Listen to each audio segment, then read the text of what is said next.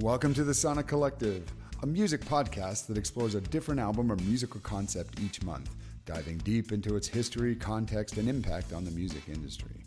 Join our hosts, Alan, Scott, and Darren Scott, that's way too many Scotts, as they share their thoughts, insights, and personal connections to the music, inviting you, the listener, to discover new perspectives and appreciation for some of the greatest albums and music of all time.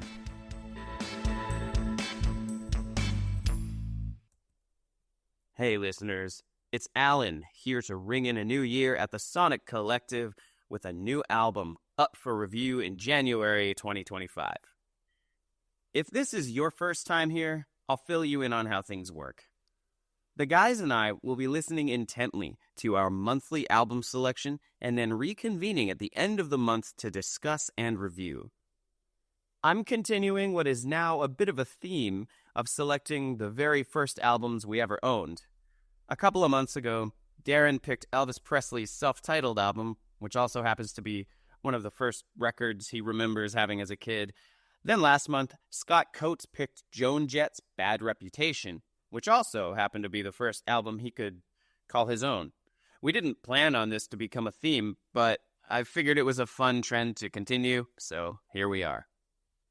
Let me take you back to 1991, when I became the proud owner of my very first cassette tape, Best of the Beach Boys, Volume 2. This is a compilation album by the legendary American rock band, The Beach Boys. Now, my parents didn't listen to the Beach Boys, so they were probably quite surprised when their 7-year-old son approached them asking for a Beach Boys tape. In fact, the truth is, I had never actually listened to the Beach Boys myself. I remember the circumstances around this event vividly.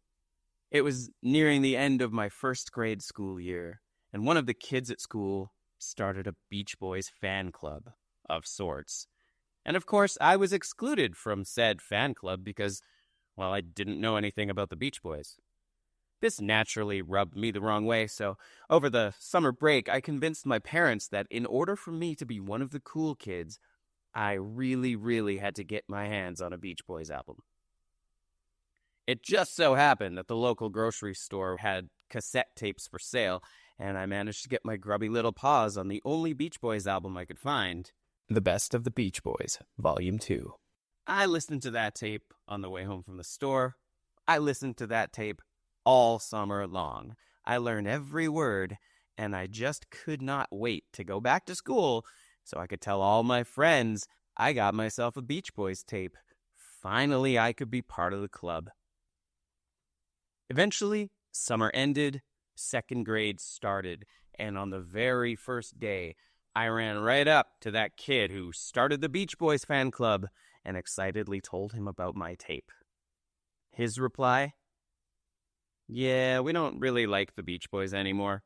Now we listen to the Eagles. So we started a fan club for kids who listen to the Eagles, and you can't join. Devastating news for my little 7-year-old ass. Looking back at it, it was probably the first big disappointment in my life, and I can assure you that I've had many more since. Bet you can probably guess what the second cassette tape I ever owned was. Anyway, the lesson I learned from all of this is that friends can be fickle, fan clubs are dumb, and disappointment is a normal thing that people just have to learn to navigate. But the Beach Boys? Those guys are pretty okay, at least from what I can remember. Here's just a quick synopsis of the Beach Boys in case you're unfamiliar. Formed in California in 1961, the Beach Boys were an iconic American band, best known for their distinctive vocal harmonies and pioneering sound, progressive recording techniques. I mean, back in the day, these guys were a cultural force. Comprised of brothers Brian, Dennis, and Carl Wilson, along with their cousin Mike Love and friend Al Jardine, the band captured the spirit of California 1960s surf culture with hits you probably have heard before. Surfin' USA, California Girls. I mean, these guys were instrumental in shaping the sound of American music of the time, blending rock and roll and pop and these intricate harmonies, probably inspired by doo-wop bands before them. Beach Boys albums like Pet Sounds displayed their innovative production techniques and had a really profound influence on later artists and genres, kind of cementing their legacy as one of America's most influential bands. Okay, let's talk about this album. Released in 1967, The Best of the Beach Boys, Volume 2, serves as a follow-up to their earlier greatest hits collection.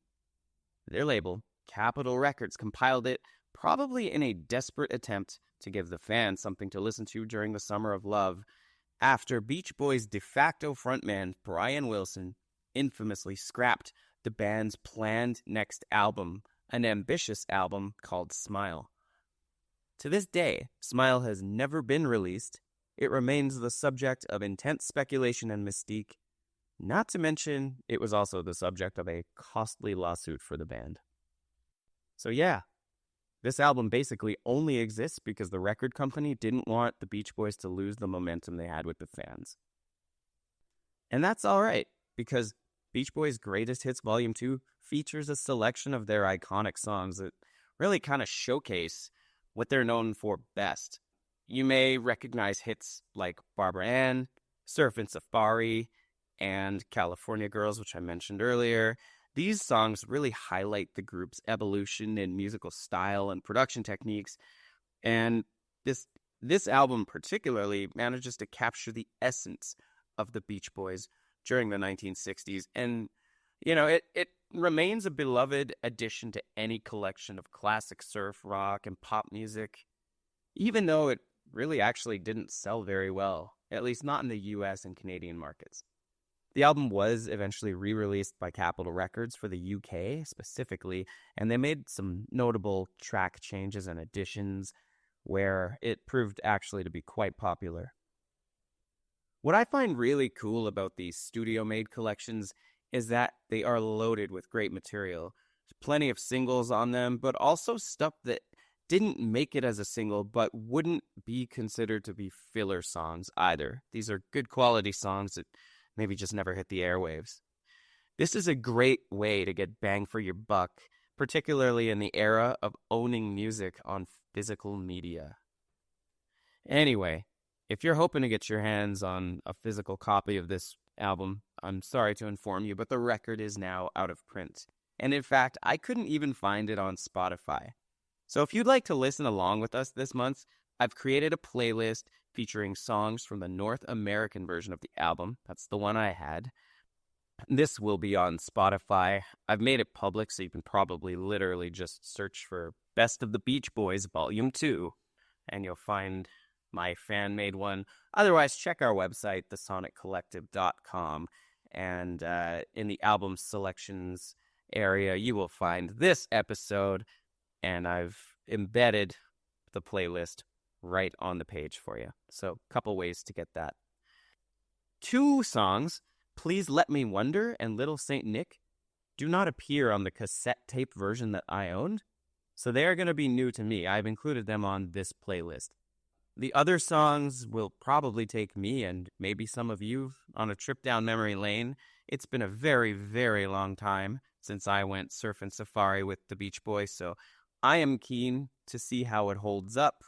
And I'm keen to hear what the other guys have to say about this album as well. So join us at the end of the month where myself, Darren, Scott Gregory, and Scott Coates get together to discuss what we think. If you want to listen along, don't forget, I made a playlist. It's a fan-made Spotify playlist called Best of the Beach Boys Volume 2, because this album went out of print and it's probably going to be difficult to track down. I will leave the playlist embedded on the page for this particular episode on thesonic.collective.com. So you've got a couple of options there, but really keen to hear what you think and what the other guys think, and we will meet back at the end of the month for our discussion. Thanks for tuning in. Hey, thanks for joining us on the Sonic Collective, where we've explored the music, the history, and the impact of some of the greatest albums of all time. We hope you've enjoyed our discussions and gained new insights and appreciation for the music you and we love. Join us next month for another exciting album, and until then, keep listening to great music.